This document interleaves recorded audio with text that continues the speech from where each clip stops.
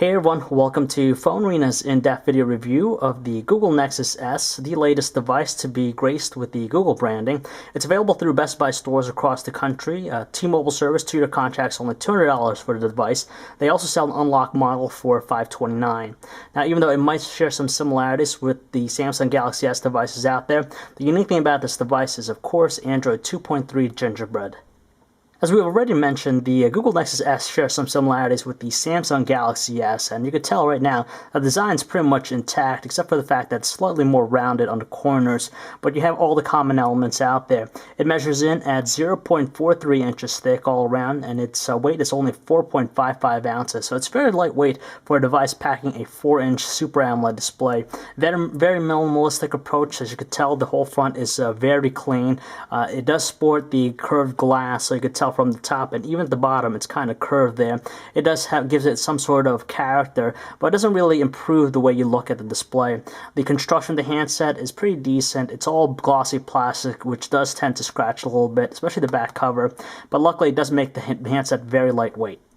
As always, one of the more polarizing thing about the handset is its gorgeous 4-inch Super AMOLED display. It has WVGA resolution, 480 by 800 pixels, and it has support for 16.7 million colors. So with that type of resolution, even the tiniest of text is easy to make out. Just like other Samsung Galaxy S devices out there, colors are rush, radiant, and deep.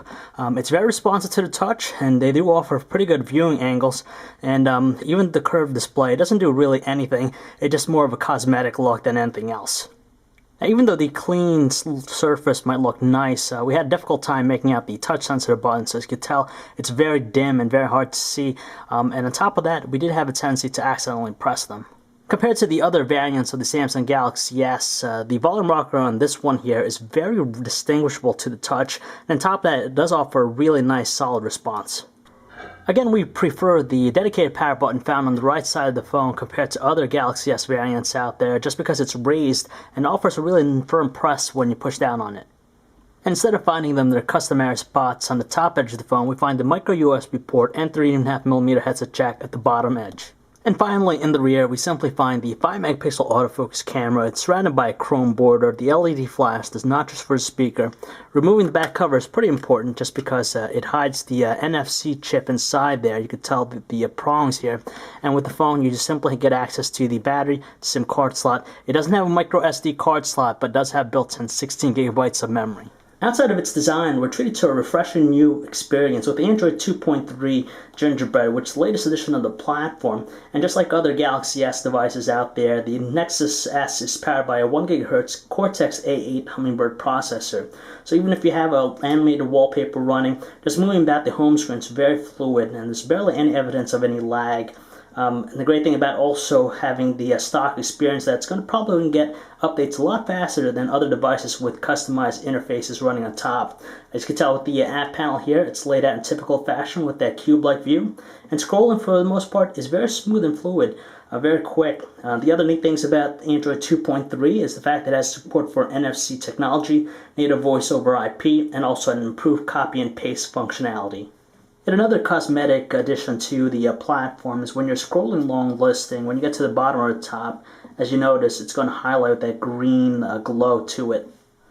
Moreover, when you get to the settings here, as you can tell under the wireless and network options, there's tethering and portable hotspot. You have the ability to tether it through USB or act as a mobile hotspot. The Gmail experience is actually not different from many other devices out there. Setting up alternate emails aside from Gmail is pretty simple. All you'll need is just your username and password, and 9 out of 10 times it automatically will set it up for you. With Android 2.3 Gingerbread, we're greeted to a new layout for its on-screen keyboard, and thanks to the fast processor in tow, it does make speed typing very quick and easy. Now, it does implement some numbers in the top row buttons, so inputting them is going to be very quick and lessen the amount of time needed. As you can tell, just perform a long press and you can type in any number very quickly, as opposed to pressing the dedicated characters key at the bottom left. When you tilt it to landscape, of course, it's going to give you a little bit more spacious room. So if you're going to be writing out long passages of text, it's going to be very easy on the fingers. Seeing that we're treated to the stock Android 2.3 experience, some will like the fact that there aren't any bloatware applications installed with the device. like some carrier applications out there. Instead, we're just treated to some of the core essentials such as Google Voice, Google Talk, Google Earth, and even Google Maps, which we'll quickly show you here. It's the latest version. The unique thing about it is that it offers, it does pre-catch maps, especially if you're using Google Maps navigation for turn-by-turn directions. If you lose connectivity to the network, you'll still be able to use the application. Now, the other neat thing about it offers 3D views, and we're going to quickly show you here how it does that. So it doesn't do it in all areas, but most major cities across the world, it will have it. All you have to do to get to 3D view is just simply perform a gesture with your 2 fingers down like this, and it'll instantly put you into 3D view. You got to zoom in closer to a city level to see all the stuff come up. We'll just show you that real quick. So there we go. So now we have it all. You could zoom, you could pan to specific areas, and as you can tell, it's render everything on the fly. It's pretty quick too, and definitely neat. Much like other high-end Android smartphones on the market, the Google Nexus S offers a delightful experience in navigating about a web page. We have here is loaded up in a fair amount of time, very quick. You have double tap, so you can zoom into a specific area. It'll automatically rearrange the text to fit the length of the display. You have multi-touch gesture support. Naturally, you also have a Flash 10.1 to give you that really nice web browsing experience. Scrolling is very smooth, as you could tell, very responsive, and anyone who's into web browsing will be satisfied with it. Another neat thing we like about the Android 2.3 interface is the fact that it has a new animation when you turn off display. It reminds us of a television turning off. We'll quickly show you that here. Just like that. So you turn it back on, and if you turn it back off, it has that animation. It's a nice touch and definitely gives it some character. The music player on the Google Nexus S remains unchanged, so it's pretty much the same experience compared to other devices out there. When you play a song, it'll essentially display things like the album cover, track information, even on-screen controls. Unfortunately, there are no visualizations or even equalizer settings to set it apart from other devices. Luckily though, the audio quality from its speaker is more than reasonable with its decent sounding tones. The Gallery app didn't change at all as well. It's just similar to other devices too, so it'll group your content by type. So you have your pictures, videos too. When you go to your pictures, you have that nice 3D look to it, very smooth and fluid.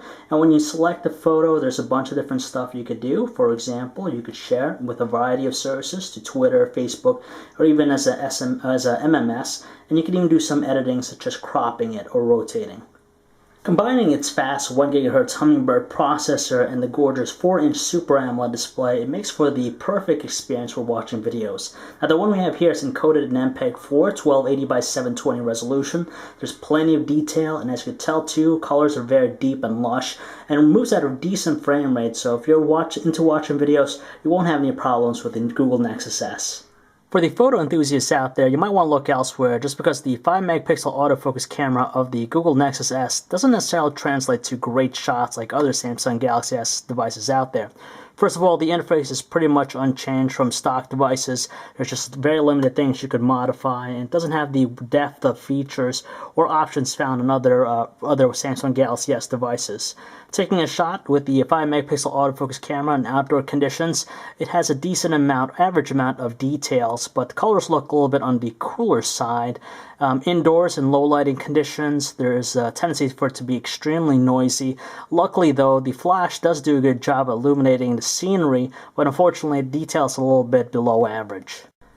Unlike some of the other top-tiered smartphones out there in the market, the Google Nexus S lacks the ability to shoot in high definition, so no 720p video recording. The only thing you have is a maximum shooting resolution of 720 by 480 pixels, which is DVD-like quality. Now the interface is unchanged from other stock devices. The things you could change are things like the color effects, the white balance, and even the flash mode. As far as the quality from the video, when you use it in outdoor conditions, it has a capture rate of 29 frames per second, so it does look manageable as far as being fluid. Unfortunately, it doesn't have autofocus, so it's a fixed focus system, so it doesn't support the best details. When you take it to low lighting conditions, unfortunately, the frame rate capture drops to 16 frames per second, so they do look extremely sluggish. And also the audio quality from the recording is the best. It does sound rather crackly.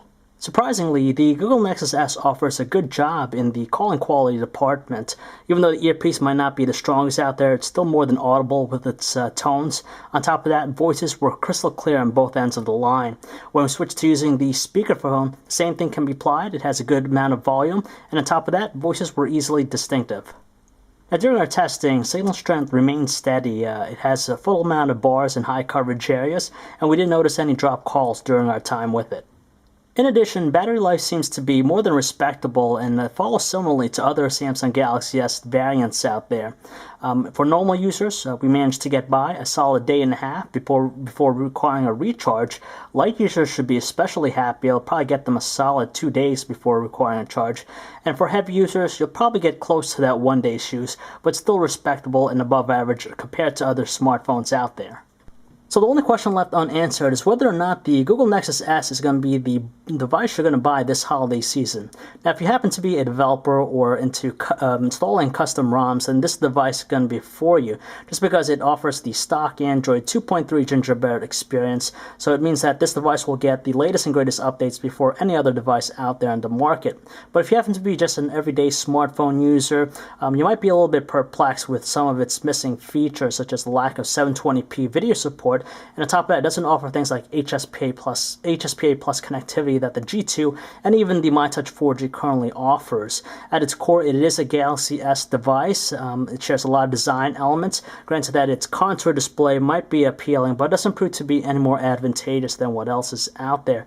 But at $200, you can't go wrong. It's a very well-rounded device. So if you'd like to learn more about the Google Nexus S or for latest cell phone reviews, news, specs, and information, you could check us out at PhoneArena.com.